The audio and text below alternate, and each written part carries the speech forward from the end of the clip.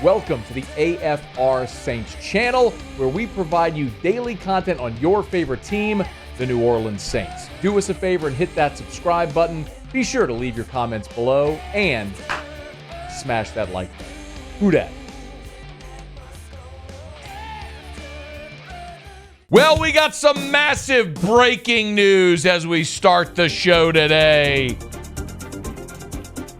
Courtesy of Jeff Duncan, our good buddy. Not good buddies with Michael Thomas, apparently, but our good buddy. Jeff Duncan reporting the Saints will open up the preseason in Glendale against the Arizona Cardinals. Get ready for it. You know what that means, Muse? What does that mean?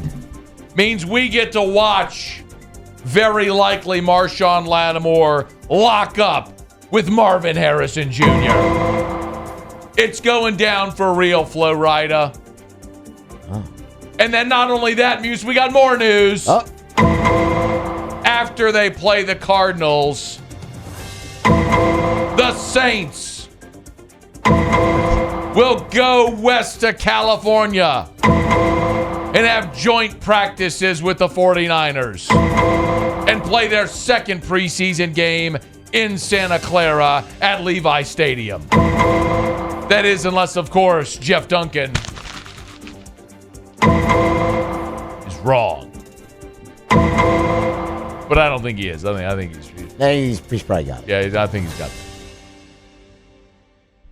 That's it. Hey, feel free to use the chung chungs whenever you want. Cardinals? Yeah, got it. Maybe I should have been a little more specific.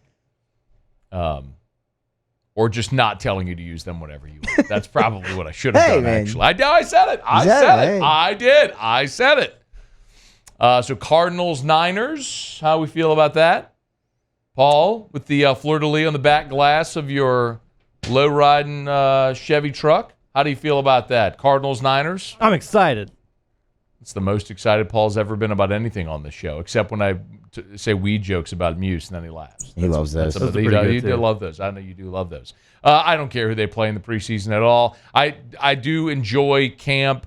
I like to watch the preseason. I'm a degenerate. Roger Goodell said at the Super Bowl that he could envision a time where there is no preseason. Or actually, that was on the McAfee show before the draft, where he could envision a time where there is no preseason. And we go to 20 NFL games, which is what we're headed toward. We all know what the preseason is. It's nothing but a money grab. It's a way to get a bunch of guys that aren't going to make the team out on the field.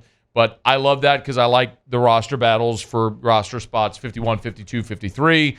I understand that makes me a degenerate. Most people don't care. But the Saints will head out and play their first two preseason games on the road. Arizona, joint practices with the Niners. And this is something the Saints do commonly. They're into the joint practices. Remember, the Saints are taking training camp away from New Orleans as they're renovating the facility there on airline. So they'll be out in California for training camp. So actually, it's pretty close proximity there. I'd presume then they'll come home for the third preseason game and then just stay to get ready for the start of the regular season. Look, we've seen the Saints have joint practices with the Chargers, the Packers, as Jeff Duncan notes, Texans, Patriots, Jags over the years. Look, you always end up having fights when you have preseason joint practices, guys leaning on each other, guys trying to win jobs, and they go battle it out anyway. That's how the Saints will start preseason in August. Mark it down. Of greater consequence, most likely for New Orleans, is that they signed a defensive lineman, Kendal Vickers, and announcing a couple of roster moves.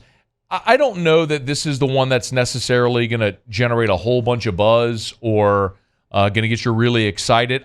Quite honestly, I feel like Kendal Vickers is probably a long shot to make the team. You might remember Kendal Vickers, who played his collegiate ball at Tennessee. He was a volunteer. And he's played parts of 4 NFL seasons. Now, he's bounced around a little bit because he was on the practice squad for the Titans back in 2018. But his most productive years were actually with the Raiders in 2020, 21, and 22. So that means he was a teammate of Derek Carr's. And this was a pretty common, recurring storyline a year ago when the Saints continued to sign free agents from the Raiders.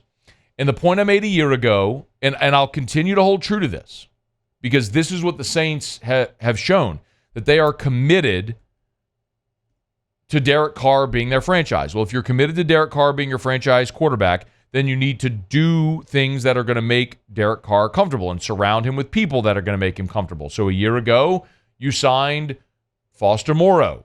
A year ago, you signed Brian Edwards, again, from the Raiders. Jonathan Abram in the secondary from the Raiders.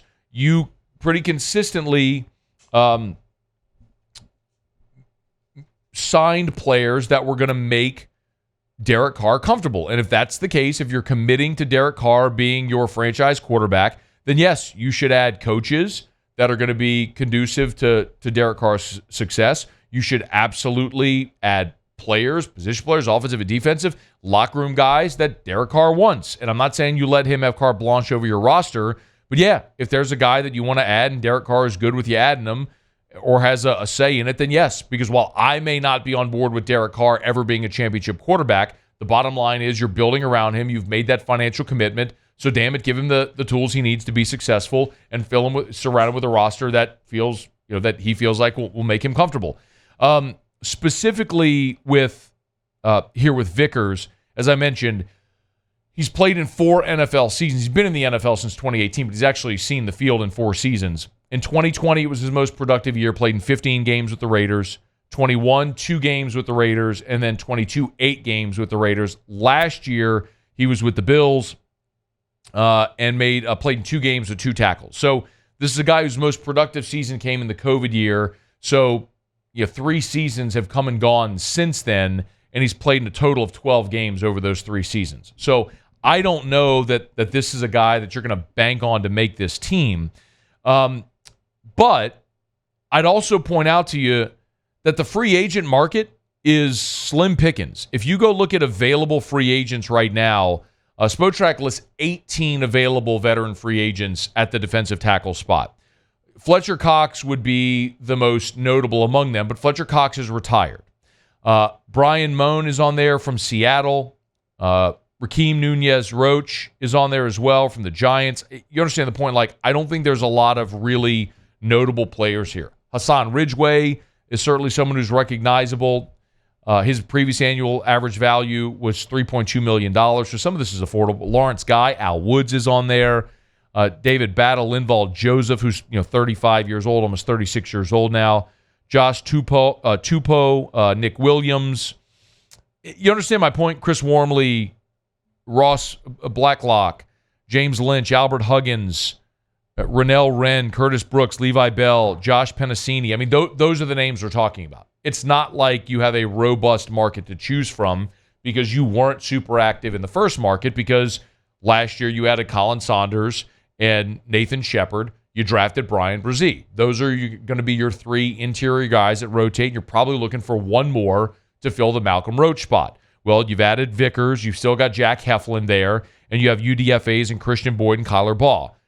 If the Saints add another defensive tackle to compete there for that 4th spot, it's probably going to be someone as you get into training camp and you get to a round of cuts and there might be a veteran free agent somewhere that doesn't make another team. That could be the 4th guy in your rotation. Or maybe Vickers wins that job. Or maybe a UDFA like Christian Boyd, who's a big 320-pound interior run stuffer from Northern Iowa, who's teammates with Trevor Penning. Maybe that's a guy who ultimately wins a job.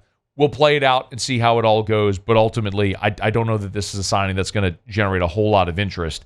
The Saints have much bigger needs, but if that's the guy that you're signing right now to try to add depth on the defensive line, it kind of speaks to what the market looks like right now. But in any event, a little bit of news here as it pertains to the Saints as we push off from the dock. Hey, thanks so much for watching. Please leave your comments. I love to interact, and be sure to hit the red subscribe button below.